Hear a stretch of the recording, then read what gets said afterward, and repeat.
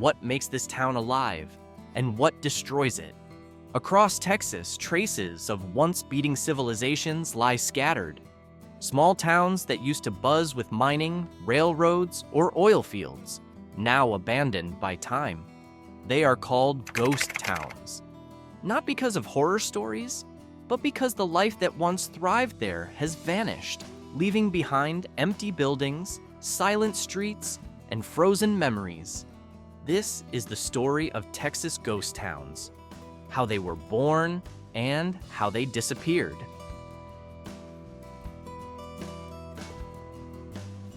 At the far west of Texas, near the Mexican border and the barren stretches of Big Bend, stands Turlingua, a town that once pulsed with the sound of hammering and mining dust. In the early 1900s, it was the center of cinnabar mining, a red ore containing mercury. Back then, mercury was liquid gold, used for industry and military purposes. Hundreds of miners arrived, building stone houses, schools, even a movie theater. But when mercury prices collapsed in the 1940s, Turlingua's fate hung by a thread. Slowly, homes emptied, workers left, and the town almost vanished from maps. Yet, it never truly died. In the following decades, artists, adventurers, and nature lovers began arriving. They rebuilt not the mines, but a creative community.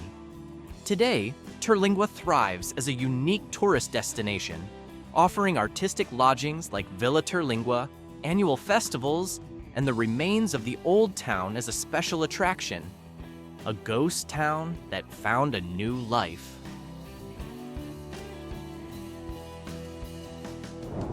On the other hand, in the late 19th century, Thurber emerged as no ordinary town. Unlike Turlingua, Thurber was a company town. Founded in 1886 by the Texas and Pacific Coal Company, Thurber became the largest coal mining hub in Texas. At its peak, the population exceeded 10,000 people. Everyone lived, worked, and even shopped under company control. No private ownership existed. Houses, schools, stores, even churches, all belonged to the corporation. But like a dying ember, Thurber's golden era did not last long.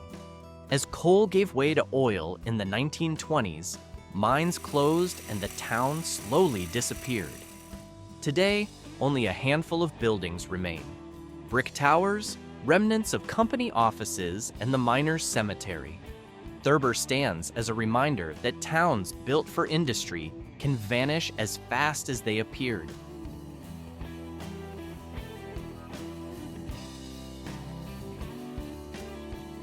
From company towns, we move to a city once hailed as the future of South Texas. Its name is Indianola. Today, only a few ruins remain, some even submerged underwater. Once the main port of Texas in the 19th century, Indianola stood proudly on the Gulf Coast. It served as the gateway for thousands of German and European immigrants. The town's streets bustled with activity. Warehouses were filled with goods, and ships came and went, earning it the nickname, the future city of Texas. But nature had other plans. In 1875, the first major hurricane struck, killing thousands. The city tried to rebuild. However, in 1886, a second, even more devastating hurricane swept away what was left. Indianola surrendered. Residents moved to Galveston and Houston. The town was abandoned, buried beneath mud, sand, and time.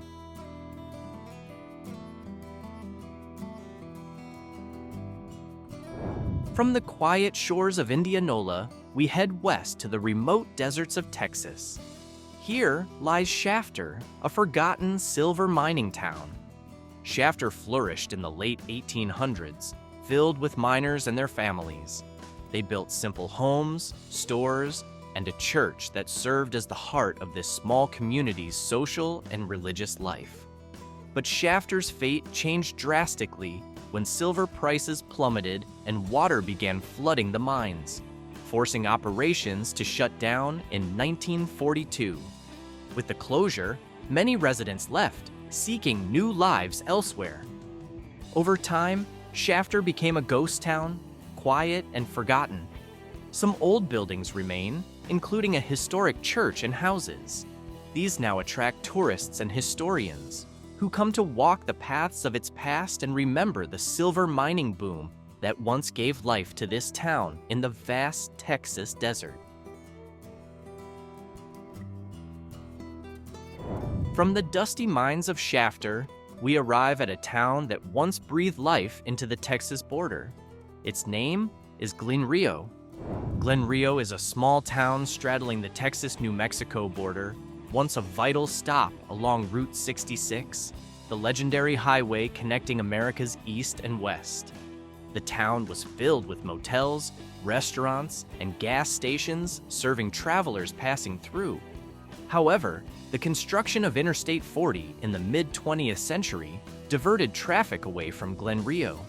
Businesses closed one after another. It didn't take long before Glen Rio became a ghost town, with a few old buildings still standing as silent witnesses to its former glory. Glen Rio tells the story of how changes in infrastructure can alter the fate of a small border community, from lively and bustling to quiet and forgotten.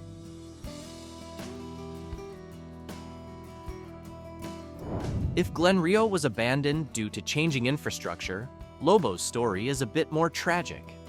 Lobo used to be a small community in West Texas, complete with a store, hotel, and gas station serving locals and travelers. Unfortunately, a long drought dried up the local aquifer, cutting off a vital water source. Without water, life could not continue. Residents slowly left, until eventually no one was left living there. But interestingly, today, the town is owned by a German art collective that hosts an experimental film festival every 2 years, breathing new life into Lobo in a very different way. This transformation shows how a ghost town can be revived with creativity, even in the middle of a barren desert.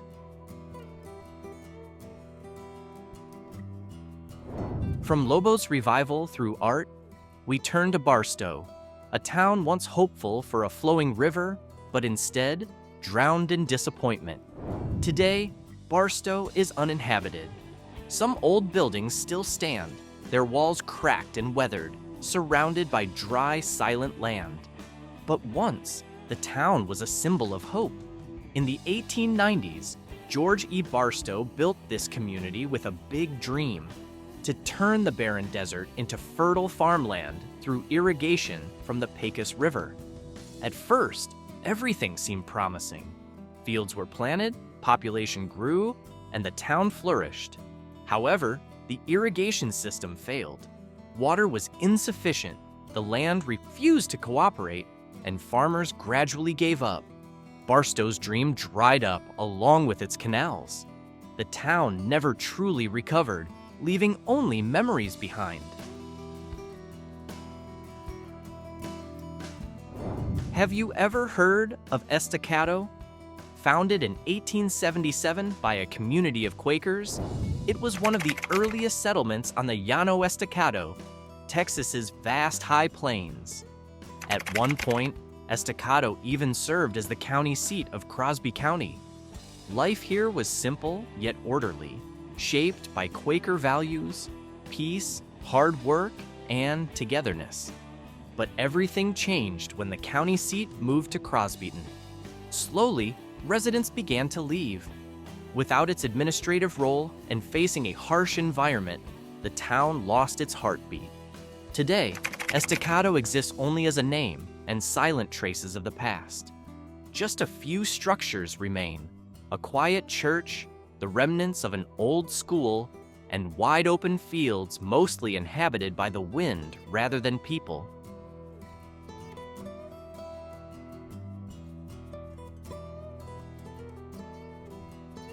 Now, from the fading Quaker town, we move to Belle Plaine, once a town that thrived on education, but fell because the railroad never came. Today, only limestone ruins remain. Its walls stand silently, surrounded by wild grass, as if holding the voices of long-gone students. In the late 1800s, Belle Plaine was a beacon of education in West Texas. Founded in 1876, the town grew quickly thanks to Belle Plaine College, a place that attracted students and new residents alike. The school brought hope, shaping the town's identity as a center of knowledge and civilization. But that hope faltered when the railroad, the lifeline of the era, chose a different route, bypassing the town. Without transportation access and after the college closed, Belle Plaine lost its breath. Residents left, one by one. Now, only ruins and memories remain, a story of a town born from the spirit of learning, but killed by the passing of time.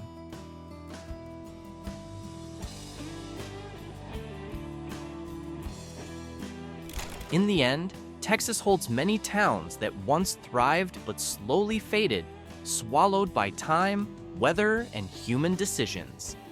Yet, sometimes in the silence and ruins, we see traces of dreams, hard work, and very human failures.